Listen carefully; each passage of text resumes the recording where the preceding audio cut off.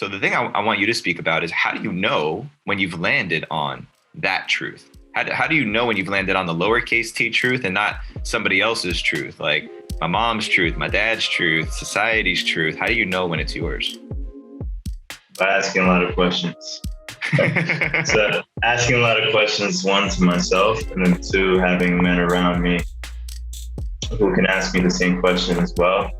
And I think that the only way really to know is to become aware of the truths that don't belong to me. So I think in the past almost 3 years since our last recording, I've been doing a lot of work with my mother and father wounds, and just like and gifts as well, because there's their truth that is part of my truth, which I also have adopted and owned as my own.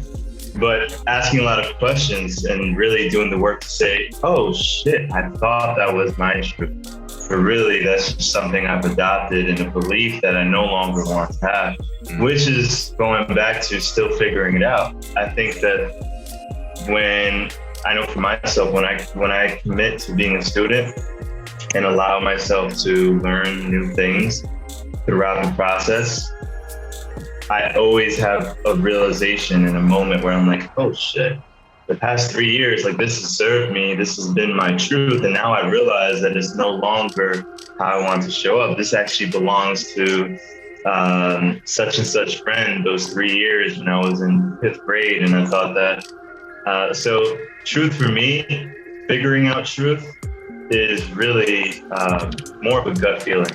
It's an instinct, like it's just knowing like, this is who I am right now, who I know myself to be. I don't need to ask any questions or dive too deep into why I'm doing it. It just feels right. It's not coming from a place of fear. It's almost coming from a place of alignment. Like what's most aligned right now, which can be different for years. Maybe when I become a father, my truth and how I show up or prioritize certain things in my life might evolve. And I might not need to ask myself. I might in that moment just know like, oh, instinctually, I have a child to take care of. This is my priority. And I don't even know that feeling just yet, but I know that's how I felt throughout the years as I figured out my truth, that it just continues to evolve. It's just, I know right here, right now, this is what I'm supposed to do. Later on, I can question that, but once I start questioning it, it's no longer my truth. It's the fucking fear of not doing the right thing. Yes. Yeah, man.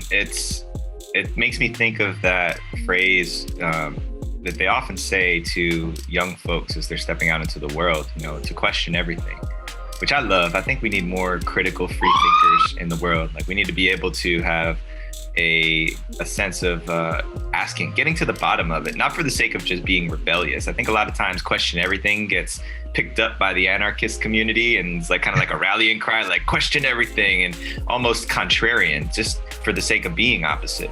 But the spirit of that, to really question things, to get to the bottom of where it's sourced.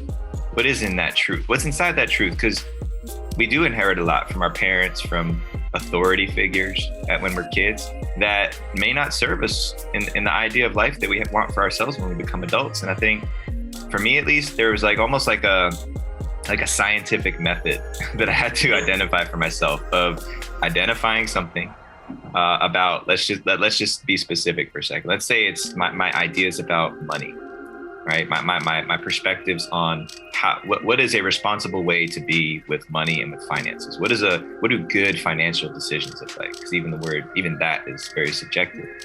And identifying, okay, what's my mom's belief? What's my dad's belief? What are the people around me that I surround myself? What are their beliefs? And in the full array of what I've seen, like the full survey of what that could be,